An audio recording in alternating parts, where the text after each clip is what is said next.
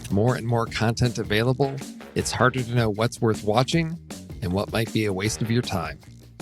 There are many hidden gems out there waiting to be discovered, and we want to help you find them.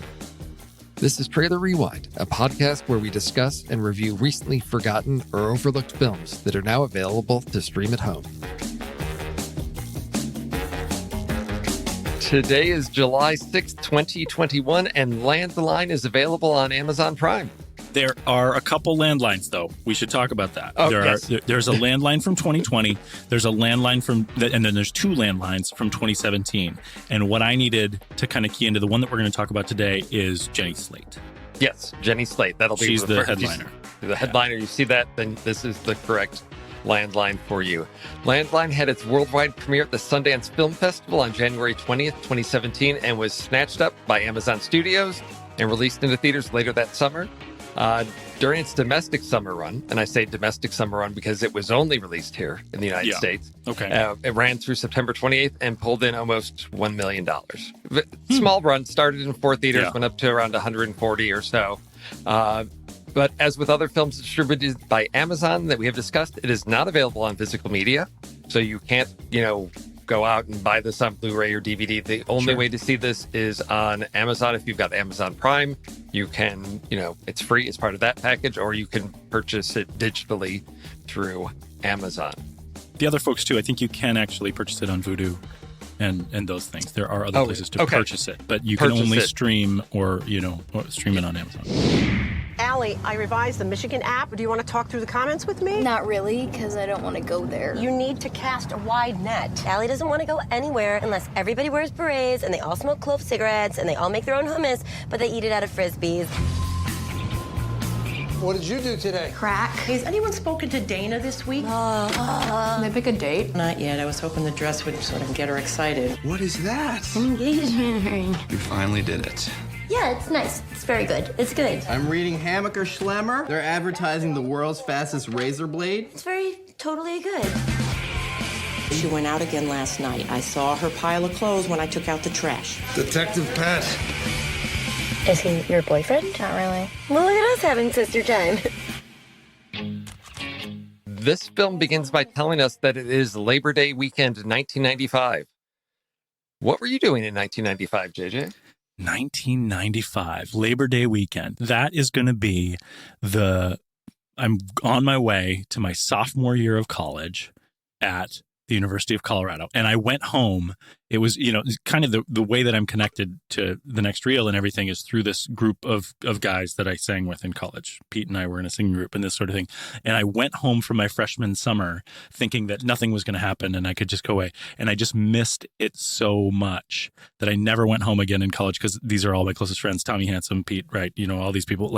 So I went back and Labor Day would be just me turning around in 1995, headed back and reuniting with all my closest friends in Colorado. Oh, wow. Okay. So you have a real deep sort of emotional connection to this. For sure. Yeah. This time frame. Okay. Yeah. That's for me in 1995. I'm in grad school and my wife and I have been married for 2 years and we're living out in Alexandria, Virginia. So sort of, I'd say it, sort of relating to, that character in the film, played by Jenny Slate in terms of that adult, early adult. Yeah. Phase of life. I not have any relationship to what's going on in her life in this film or New York or anything, but I was just trying to which of these characters do I connect to? It's 1995. And it's funny because my wife was watching sort of out of the corner of her eye.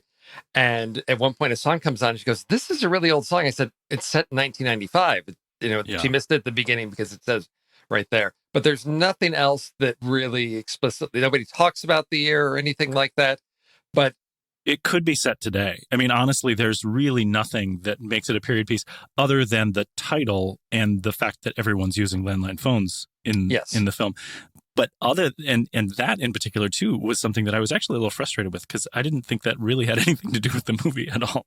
Maybe I missed it. Maybe there was a symbol there or maybe there was something necessary about the landline, but I don't know why they named it that. And it really felt like a prop most of the time to what was going on. There's nothing that is essential in any of the plot or storyline that has to do with a landline phone other than, that name is associated with, we're pre-cell phones. That's Right. about it. But it doesn't really tell me anything. It's one of those, well, it's a title.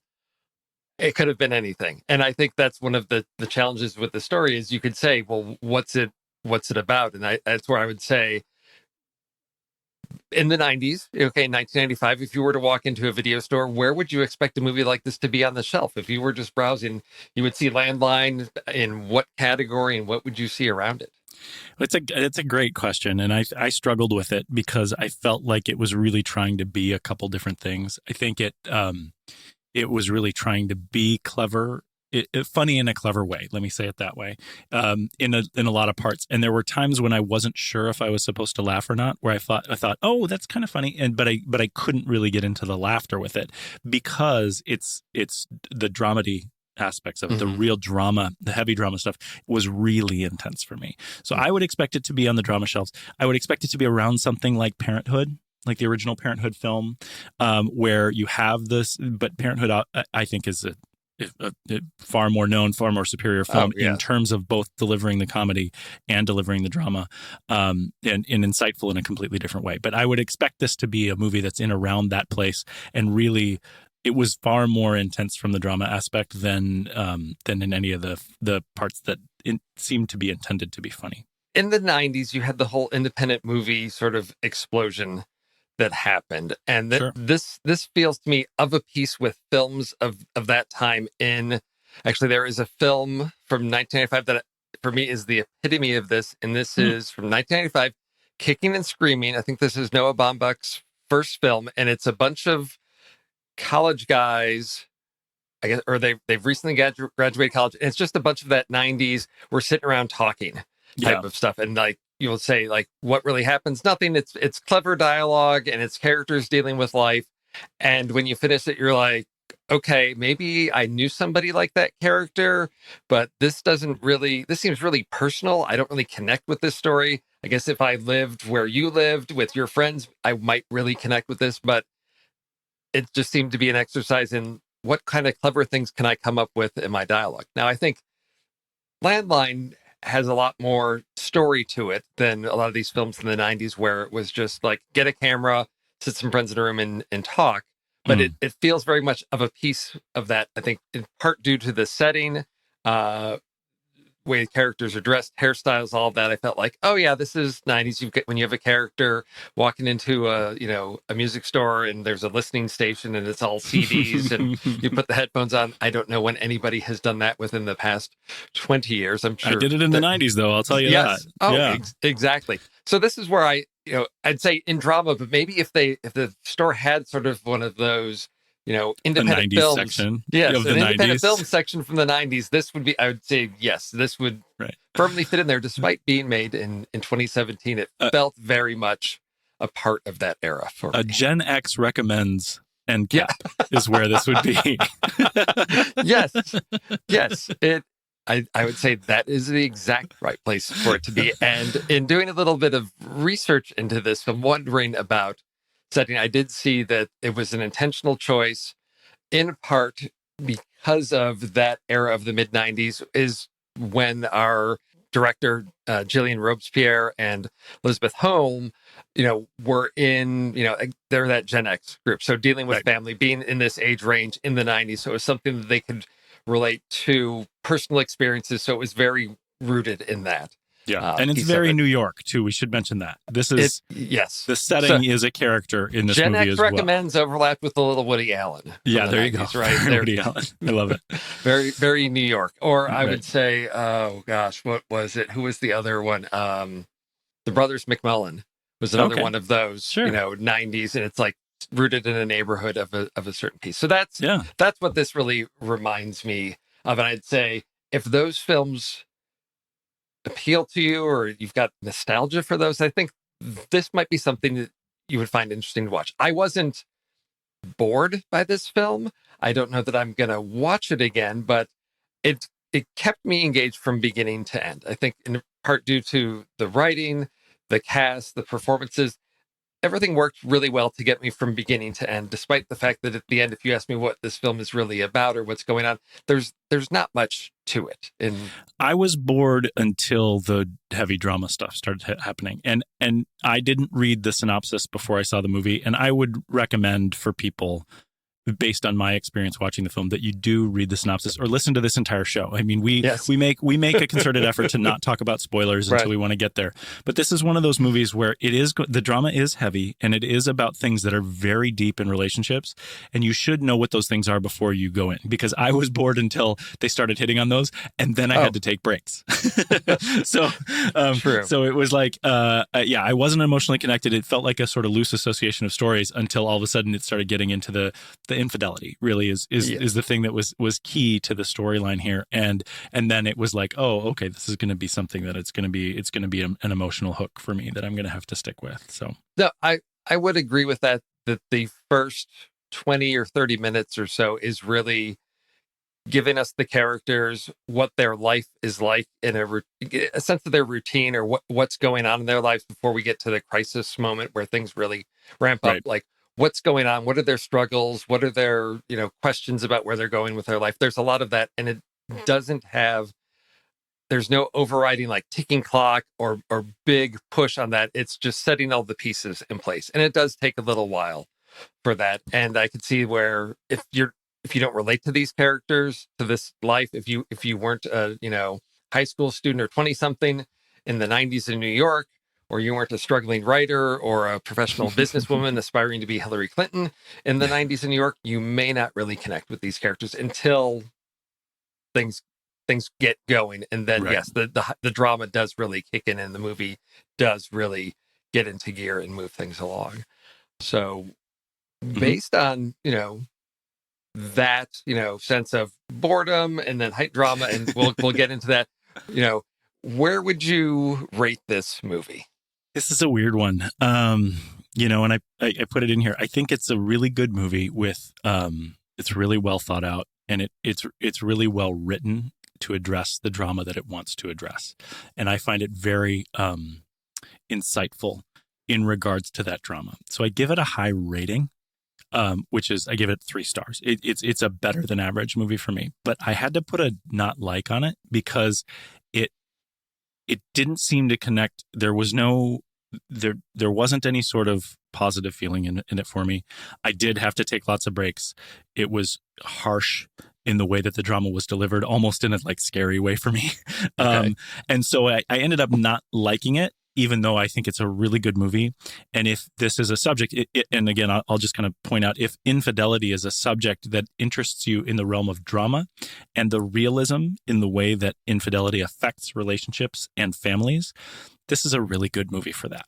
And so if that is interesting to you to see in drama, it's going to be there. But it generally is going to leave you with a sort of negative, we're going to do what we can kind of feeling at the end of it. And that's something you kind of have to be prepared for, especially if you've experienced that in your life. So I gave it 3 stars and a not like, which is a weird thing. I don't know that I've ever done that in my rankings before.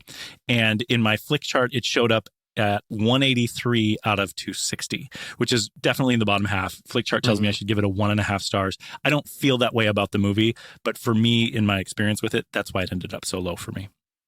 What is it sitting near there on your flick chart? That's a good question. So it seems like completely ridiculous things that it's sitting near. It's just below It Chapter 2, which again I think is a really good movie, but because scary movies are tough for me, that's probably why it's down there. I thought It Chapter 2 was fun but scary, so that's why it ends up that low. And then right above another Trailer Rewind movie, which we did, which is Jonathan.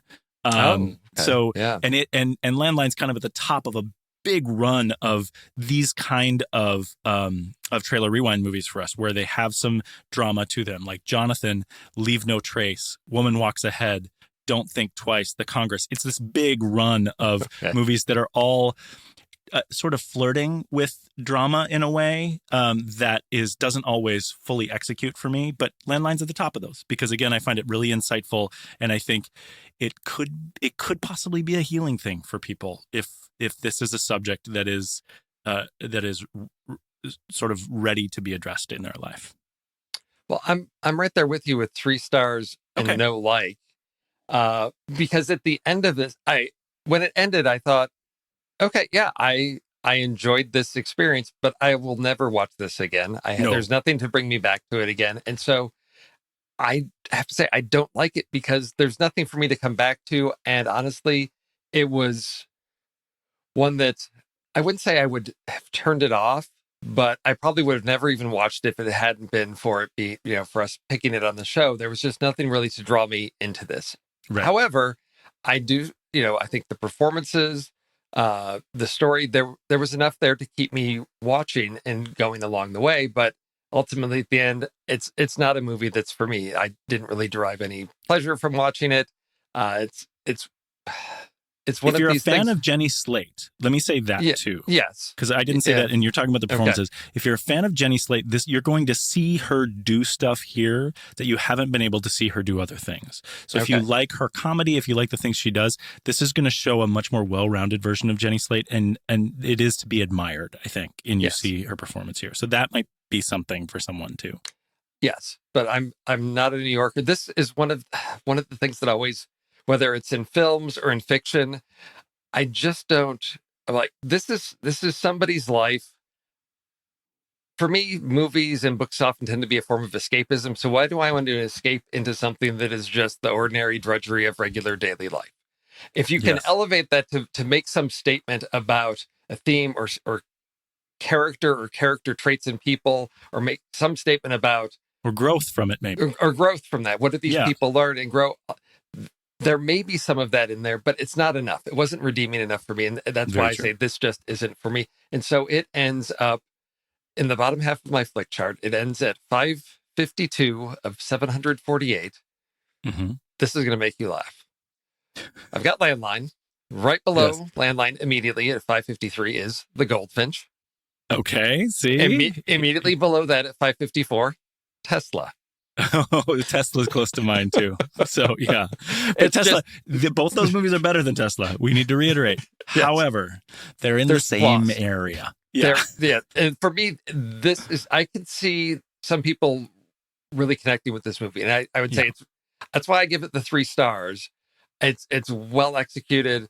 All of those pieces. It's ranked so low because it's just not for me. And that for me, that's the difference between giving it stars, which for me is a evaluation of its merit as a piece of art, and then for me the ranking is much more personal, subjective opinions on things, which is why because it, according to my flick chart, I think it's supposed to be somewhere at like 1 star or something like that, and it is a much better film for that than that, but for me it is just not that type of a film.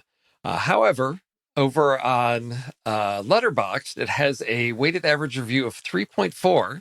Now that is based on just 7,348 reviews. That's not a lot of people have seen that. Yeah. And over at IMDb, it has a rating of 6.2 based on only 4,200 votes. So very low too. Yeah. I'm surprised that more people haven't seen this, because you look at the cast, you've got Jenny Slate, you've got Edie Falco, you've got John Turturro. These are all names that I think for any reason you would say, oh yeah, what's John Turturro been up to? He will, I think every time I see him in something, I'm not disappointed with his performance in that. I thought he was great. There's always something redeeming in that makes it worth watching. Again, knowing what the subject matter, you may choose to cast that aside, and we will get to that shortly. So listeners, if you think that this is your kind of film and don't want anything spoiled, this is your chance to pause the podcast and check out Landline, starring Jenny Slate, on Amazon Prime. If we were to say this is, so my question was, if we're going to categorize this as sort of indie drama or, Gen X drama, is this a good example of that? Does it do a good job of what it's trying to be, do you think? I don't think so. And I think that's kind of my problem with it, is because I think it's trying to be funny. I think and I mentioned that a little bit in the intro, is I think that it's trying to take the really hard, sad, scary stuff about infidelity and try to bring some light to it. But I just think it ended up being really hard and sad and scary. And that might be because of my personal experience, which we'll talk about too. But like, when they tried to make light of things, they were, I used the word clever in the intro. They felt clever, but I just never really felt comfortable laughing because I was so interred in the drama Mm-hmm. of what was happening with all these people that were making really difficult choices for their lives. Mm-hmm. I mean, you compare it to maybe something like, I don't know, Reality Bites, like if you want to do that, Yeah. right? Okay. Like, and that's even a more major release. But again, it's these sort of drama things. This movie doesn't really have that arc. You talk about like you're seeing this sort of snapshot of these people's lives, and it doesn't have the redeeming quality. You don't see the growth. But the thing about it is that makes it maybe potentially more real than the Hollywood story. So that's where I get into my ranking. I think it's a really good movie because I think it's very real. It's just really hard to like. Early on in the film, so Sure. it opens with our main couple trying to pull off the stunt of let's have sex in the woods, but they're city folk, right? And they're awkward. There's bugs and all that, and then they get back and she's got poison ivy, they think, and so then she's in the shower with her fiance, and he somehow convinces her that the cure for poison ivy is, well, you just urinate on it. She says, no, that's for jellyfish. And he said, well, let's try it. I'm like, I don't need to be part of that conversation because it didn't give me anything, maybe a little bit about their relationship, but I think we got that in many other places. And I thought, and that's where I felt like it was trying to be funny. Yes, it was trying, but it just came off as awkward and uncomfortable for me. I don't want to see this. I don't need to see this. I know enough about these characters already. Yeah. And you may be trying to play it for laughs, but it's not landing for me at all, and just makes me cringe a little bit of, okay, let's move on. And I think that's the challenge with this. And maybe, again, it's either supposed to be a laugh line or an intimacy marker, and it ends up being neither. Yes. And I feel like there's a lot of that in this film. Right. And I agree. There's that, it tries to balance the whole tragedy and comedy piece because they do play so close to each other. I mean, Jim Carrey walking and slipping on a banana peel and falling is hilarious.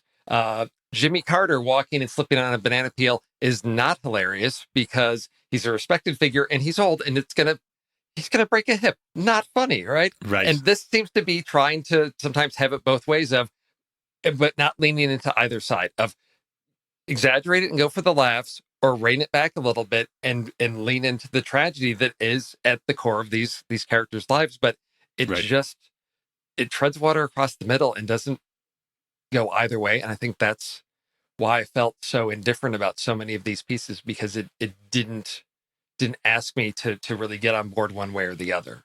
Very true. Very true. Especially from a genre's perspective. It doesn't choose a lane. We've got two main relationships that take us through the story. So we've got the parents, Alan, played by John Turturro, and Pat, his wife, played by Edie Falco. But then we also have Dana, played by Jenny Slate, and Ben, played by one of the two Duplass brothers. This time it's Jay. Young 20, mid-20s. I don't get a strong sense of 20, mid-20s. Engaged, wedding around the corner, and then sort of navigating the minefield between all of them is younger daughter Allie, played by Abby Quinn, as of course your typical mid-90s rebellious teenager going out to raves and clubs and sneaking out and talking back to her parents, as all rebellious children do in the movies, without any severe consequences. I was thinking about your daughters the entire time when I was evaluating her character, not by personality by any means, but just but thinking about the age and the what they're going through right now. I'm like, I was wondering how that was going to hit you going in there, because that is the age. Like that's right there. That is the age of, I'm going to talk back to my parents, and we get the consequence of, I'm going to yank the landline phone out of her room, because that's what you could do back in the day, right? I guess. It's really the breakdown of the two relationships that we see that really drive that. But we don't get to that right away. We get all of this other character filler type of stuff. We get Dana out and running across an old flame at a party, which is like the weirdest, I guess, New York 90s party with a bunch of pre-hipsters, I guess you would call them. I don't know. Somewhere between hippie and hipster.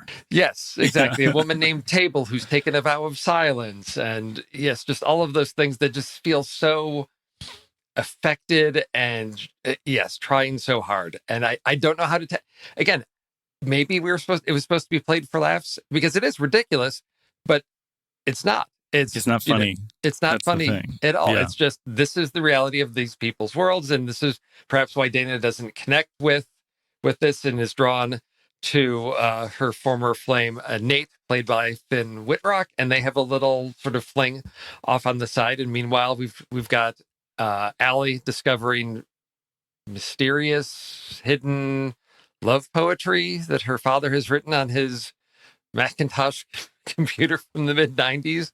Right. Love haikus, all kinds of things that are clearly not written to Pat.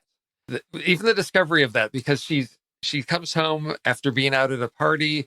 She's going to work on some schoolwork. She tries to put the floppy disk in. I guess there's already one in there, and that's how she discovers the writings of her father. But again, sometimes I felt that these were either something that happened to somebody that was somehow involved in the production of this film, or something that somebody they knew had happened to them, because they just felt very specific. Right. And very real. They felt like real life things. Right. But so, yeah. Yeah. But just a string of real life events does not an entertaining story make. That is exactly. the problem right. with this. Yeah. That's the thing about this movie. It's very real, but it fails at being entertaining a little bit because of that. So yes, there were so many things that I thought, I just don't know what to make of. Allie and her boyfriend Jed sneaking off to the family's summer house, country home, having sex, and the CD player skipping, and they're throwing shoes at us. Right, and I felt like, okay, that's somebody's, that happened to somebody. Right. So let's put it there. But yeah, I didn't. Yes. Again, another moment that I felt, this is really personal and intimate, and you're trying to do something, and I don't know if it's supposed to be funny or if it's a commentary on the important life moments that people have, and portraying them realistically with all the flaws and ugliness to it. So we're not romanticizing this, because no, it's two awkward teenagers. It almost feels more like a novel. Yes. Like where you're just including, bits of life to give scenery and anecdote, as opposed to a film where that wasn't in service of the story at all. And it wasn't a laugh line, and it wasn't that what we were talking about, some sort of note of intimacy. It was just there. And so I guess that gets back to the setting in the 90s. As I said, writer, director, that was their era. But if I pull that out, it was meant to just show us that it's the 90s. There's floppy disks, there's CDs. Right. And I guess, but is that important? No. Is that integral to the story? Could we have set this in 2017? Yes. Now, I know there's always the factor of, okay, cell phones are always a complicating factor, because then it's, we do have the scene where Dana is out and she's checking her voicemail. Right. No, nobody's done that in forever, of like, people don't have to get a hold of you all the time. You can check your voicemail and it's like, hey, are you coming to book club? And, you're missing this and that. And it's like, okay, you can listen to those and then you can choose to ignore them, or you could respond. Whereas with a cell phone, there's that more urgent sense of, I need to either, text back or answer the call or something. I think there's an expectation cell phones have created in our culture of, people are immediately accessible. You can't just, if you ghost somebody for half of a day, they're going to be upset. Whereas the 90s, nobody might know. Your fiance could not see you for, a day and a half, and okay. And so again, like that scene, that's a good scene to bring up. The pay telephone scene. What is the purpose of that for the story, other than to set us in the 90s? You don't really need it. It's not really telling us anything about Dana. It's not really, you can't really tell that she was trying to get a particular message. She got 4 messages, and none of them were, seemingly none of them were what she wanted to hear. Right. But we don't have a sense of what she wanted to hear. And then she calls in sick to work, and she, leaves society for 2 weeks. So I think it was more about trying to set it in a time. And ultimately, I really do think I forgot constantly in this film that it was that it was in the 90s. I just assumed it was today, because there was nothing that really made it a time set bound piece at all. No, there was nothing specific to that era. It's dealing with very, real, family conflicts that can happen at any point. So there's nothing, any of the conflicts that's created as a result of something that's very 90s, because it probably happened to someone on the production in the 90s. Yes, exactly. that's again, where just because it happened doesn't make it a great story. Right. And I guess that's the piece that, so a lot of that, and I get your point that you mentioned early on of the beginning of the movie can be quite boring, because there is nothing really pulling all of this together. We're just getting to know all of that Dana is the older sister who maybe getting cold feet about getting married, not sure about her place in life, but we don't know because she never really says anything about it because she's like the dutiful child. And then you've got Allie, who's the rebellious, teenager that's casual about heroin use. Yeah. Stereotype, troubled teen in the 90s. Okay. And then again, these are the things I always love when we need to give adults a job. But we don't really need to define it. So we briefly know that dad is like a copywriter for some like off-brand food company or whatever. It's like these, knockoff Oreos or whatever. Okay, what does Pat do? I have no idea. We have one scene in her office. She was a politician. I assumed, of some sort, right? It seems like she's involved in city functions, but we see her at work so she can get a call from the school, a message from the school saying, oh, Allie hasn't shown up to school today. Nothing else in her life has anything to do with work. She's home all the time. So, scrubbing, dust busting the carpet or whatever. So I thought, okay, you can, and this is because I'm not New York. I don't know that if you can afford the summer home outside the city, then they've got to have a lot of money. I would think enough that she's not going to have to like get the dustbuster to clean the car. I don't know. But I don't know New York. And it's just one of these things where I thought, wow, they're really well-to-do. So yes, she must be a politician because I can't imagine he's bringing home a lot of money just writing copy for some company. Right. So clearly but it's not a dynamic of the relationship really that much. It's not a part of the story at all. It's just, well, they need to be working somehow and we need to be able to have Allie have a place to run off to, so they need a summer home. So, okay, let's give her some vague job where she's involved in city politics in some way. And so it's there's not a lot to attach yourself to in the beginning of this film as we get things set into place. But then, and I think you've said it best in that it's probably someone's experience. Yeah, and they aren't defining it more because they're leaving it vague because that's what I experienced. But I don't want everyone to know exactly that it was me. Right, that's true. Yeah. That's true. And then we do get, so as we get into the infidelity piece, that's where things start to ramp up. And it starts off, again, sort of playing it for comedy as Dana and Allie are, let's scope out Dad's work office and let's see if we can identify who this woman C is. And then he comes out of the office and he waves at someone in that direction. And there's a woman coming. And then they pass each other. And it turns out he's waving at the hot dog guy. Yeah. And I thought, is it supposed to be funny? Is it more heightened suspense because now we still don't know who the mystery woman in his life is?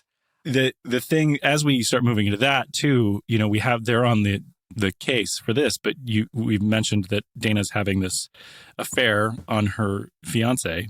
Yeah. With this guy, old flame that she met at the party. And those scenes were really hard for me.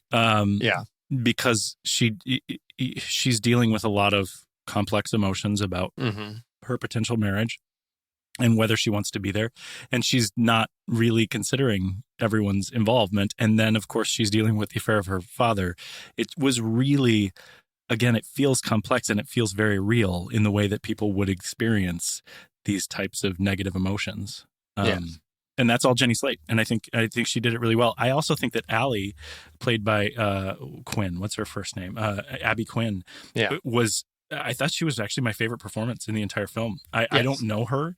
I'm not familiar with her, but she seemed to embody the character perfectly. And this sort of ball of negativity and intelligence at the same time, being the youngest person in the household and all this stuff. I thought she was really, really strong in this film. Of all the characters, it's the performance that kept me the most engaged of what's she going to do? She's going to do something interesting. It's something that is probably, I guess, maybe because it's the more dramatically, I don't know, enhanced, because I don't know that a typical teenager, I don't know, but how many kids break into a locker in gym class, steal a bunch of money, and then go out to buy, some heroin for a friend? I don't think that's the typical like rebellious teenager. Maybe in New York in the 90s it was, but I thought, okay, here's something different. Here's something where it's like, what's going to happen? Because everything else was played so true to life that I didn't have concerns. I had no reason to be on the edge of my seat. But when Dana and Allie are out on Halloween night as the California trash raisins. bag, California raisins, and Allie says, I'm going in here, you just wait for me. And Dana's like, this neighborhood? No. And just that whole interaction with the drug dealer and all of that, arrested by the cops. And she says, but I said no. Right. Nancy Reagan would be proud, but you're still trespassing. Those Right. things felt more fun, at least. It was something different. It gave me something to react to versus something to just watch play out. A Right. lighthearted look at Yes. the heroin exchange Yes. of, New Yorkers in Right. the 90s. I guess you see, but that's the point where this movie gets really difficult to watch because Yeah. you don't know whether how you're supposed to feel about that. If it was more lighthearted throughout, you could maybe just kind of play it off as chuckles and not really worry about the character, not really worry about what's going to happen to Allie or them in that situation. But that's not the nature of the content of this film. It's all really heavy stuff. And the nature, when you put it on that, of that she's starting in on heroin, Mm-hmm. that's a really pivotal point that she makes, Yes. that her sister helps her to make the decision to say no to heroin. That's a Yes. huge step Yes. for them in the growth in the film. But again, it's played for laughs. So what do we It do? is. There's looking through all the relationships and as things shift and change, because we have from the beginning, it's Dana and Ben at the beginning. So we get a little bit about them.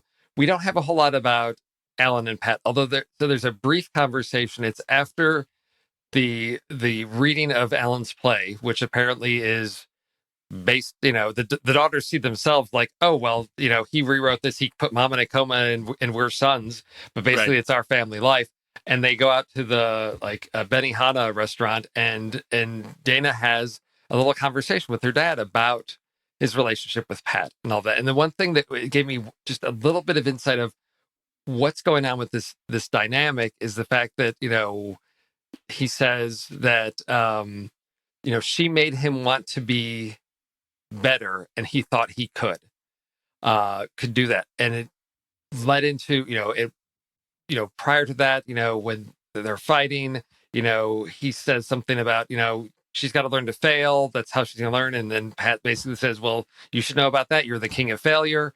Something along God. those lines. So you get the sense of this dynamic of he thought he could,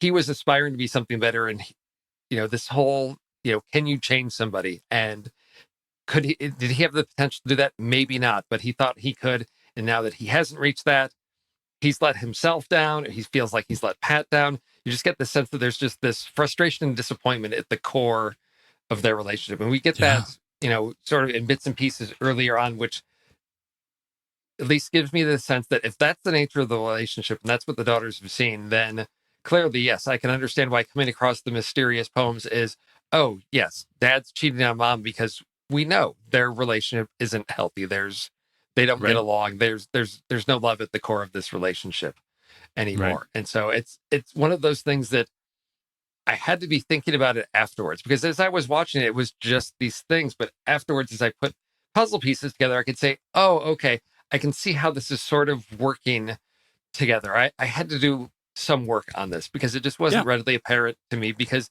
it didn't push me into emotional directions with this. Sure. I think until we get much later, which I think is probably one of the crucial points, is when we finally have a confrontation between Pat and Alan about this. And it becomes very clear. Well, it becomes clear that Pat's known about this for a while, because the daughters have been wanting to say something, haven't been able to.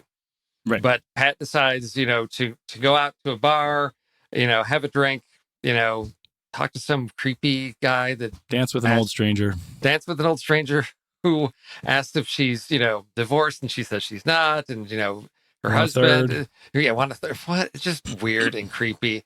But there is this moment where she comes back, jumps on Alan, they have sex, and that's where she then confronts him, basically asking, well, who's better? And I just want to play this little clip here, this scene of this confrontation of the two of them. Why her and not me? Because she knows I'm alive, okay? She knows you're alive. Really? When was the last time you or anybody in this house ever even looked at me? You think I'm a failure? You said it right in front of Allie. I did what? You don't even like me anymore. Look, I married you, okay? Can we just assume that I like you? Don't have to assume with her. She tells me. Really? She tells you what? That you're so great and that she loves you? Yeah, for who I am and not some other person she wishes I could be. So heavy. Yes. So heavy. And that stuff, that really like hit me hard to watch that. Thinking about my own marriage, my own divorce, that I was unfaithful in my marriage. And it was a very similar situation where for years I felt like I wasn't even liked. And that concept, that's where I feel the script is so insightful, because that concept of I married you, let's just assume that I like you. I think that is so commonplace out in the world of troubled marriages, that like once you've done it, once you've made the bond and you've made the promise, there gets to be this point where it's like, oh, nope, it's just we've said it, so it's enough. And I think that happens to a lot of people. And that's why all of the stuff leading up to that in this film was really hard for me to watch. I would watch 5 minutes and I would have to stop because I just felt the truck coming. And in this sort of confession of me being unfaithful in my marriage here, I didn't do it at the time. I did very much like Alan at the time. That whole scene was very similar to the way it happened in my life. But in that confession here, I felt like it was the same kind of thing. And I hated infidelity before it happened to me in this way. And I still hate it now. I feel so much shame for the way that it happened in my marriage. And all the insightful things about the script, about Dana learning that he really loves Patty, but he just doesn't feel loved by her. And this is the kind of thing, I think it's just so common.